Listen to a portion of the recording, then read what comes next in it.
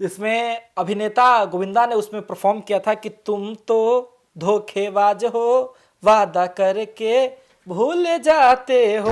वही स्थिति बिहार के नेता का है कि जैसे तुम तो धोखेबाज हो। अरे वादा तो कई तरीके की किया। नीतीश कुमार जी ने कहा था ना कि सभी गरीबों को 3 डिसमिल जमीन दी जाएगी, बाद में वो 5 डिसमिल कह दिया गया। कई तरह के वादे थे, सभी को रोजगार दिया जाएगा, है ना।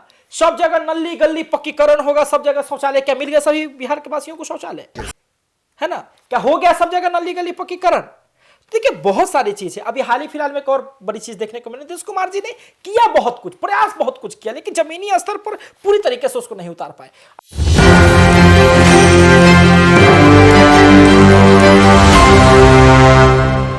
नमस्कार, स्वागत है आपका और आप देख रहे हैं एक न्यूज़ 24 और मैं हूं सृष्टि। हाल ही में समृद्धि यात्रा के दौरान नीतीश कुमार ने एक बड़ा ऐलान किया है। उन्होंने कहा है कि 2030 तक सभी वादों को पूरा किया जाएगा।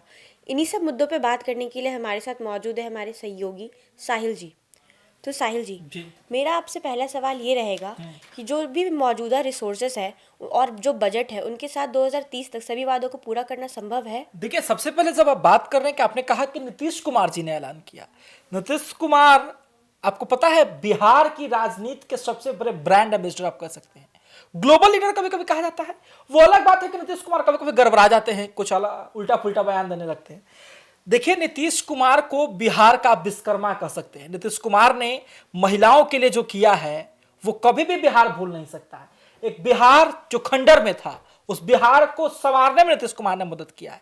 अब बात है कि जो वादे किए गए हैं, अब देखिए एनडीए में जितने भी लोग हैं वो वादे बहुत लंबा करते हैं, बहुत बड़ा, आधा भी फासला कभी कभी पूरा नहीं कर पाते हैं। नीतीश कुमार जी ने कहा कि हमें 1 करोड़ रोजगार देंगे। 1 करोड़ रोजगार यानी कि सरकारी नौकरियां दी जाएंगी अगले 5 वर्षों में, और साथ ही में जो है कुछ निजी नौकरियां भी दी जाएंगी जिसको रोजगार की कैटेगरी में गिना जाएगा।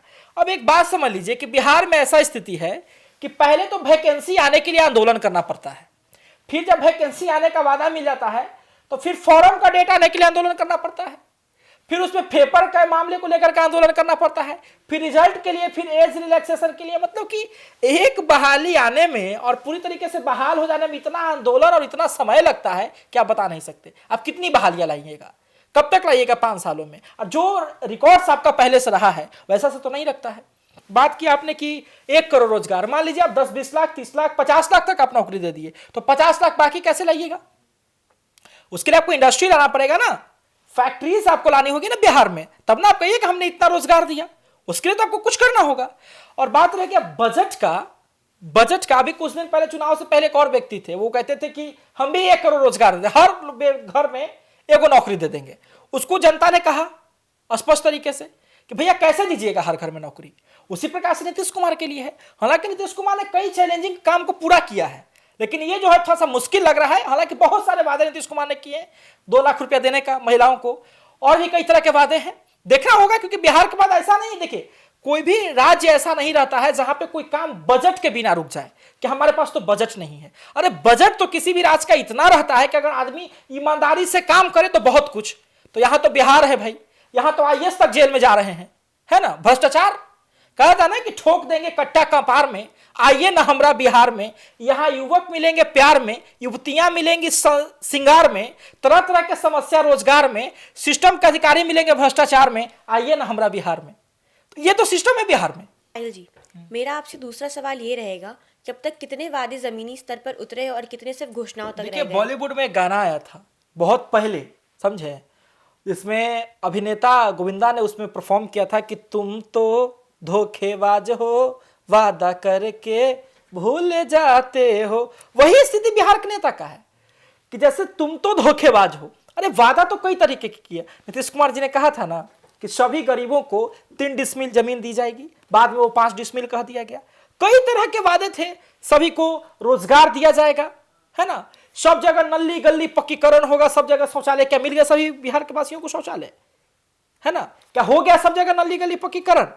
देखिए बहुत सारी चीज है। अभी हाल ही फिलहाल में एक और बड़ी चीज देखने को मिली, नीतीश कुमार जी ने किया बहुत कुछ, प्रयास बहुत कुछ किया, लेकिन जमीनी स्तर पर पूरी तरीके से उसको नहीं उतार पाए। अभी खूब स्टूडेंट क्रेडिट कार्ड का जो है चर्चा हो रहा है कि स्टूडेंट क्रेडिट कार्ड के सिस्टम को यदि अपडेट नहीं किया गया, सिस्टम के सुधारा नहीं गया, तो ये सबसे बड़ा स्कैम साबित हो जाएगा, है ना, स्टूडेंट क्रेडिट कार्ड वाला सिस्टम, इसमें तरह तरह जगह पे घपले हो रहे हैं।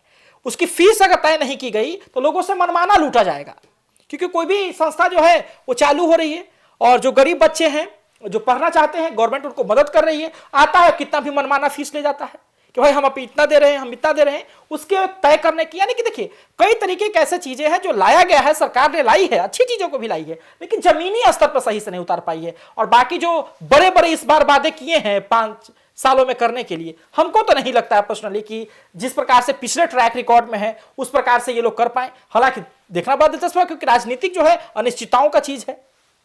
तो 2030 तक अगर इन वादों को पूरा नहीं किया जा सका तो इसके जिम्मेदार कौन होंगे? एक बात समझ लीजिए कि जनता जो है ना बिहार की मूर्ख नहीं है, जनता मूर्ख नहीं है, जनता देख करके जो है लोगों को चुनती है।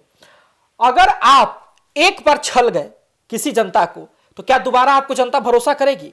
एक बात समझ लीजिए कि नेता चर्चा में तब तक रहता है जब तक लेकिन जनता उसका पर्चा फाड़ के ना फेंक दे, समझे?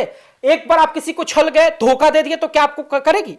चुनाव का सिस्टम ही लोकतंत्र में इसलिए लाया गया है ताकि अगर एक बार यदि आपने वादे किए पूरे नहीं किए तो दोबारा जनता आपको मौका नहीं दे सकती है। अमीर हो या गरीब, है ना, पुअर हो या कैपिटलिस्ट हो, पूंजीपति हो, सबके लिए एक ही सिस्टम है, वो है एक वोट का अधिकार। और सारी जनता देख रही है कि जो सरकार ने हमें वादा किया है, हमने जिस जनप्रतिनिधि को चुन करके सदन तक भेजा है, वो हमारा काम कर रहा है कि नहीं। नहीं तो उसके बाद जनता मालिक है, जनता विचार करेगी।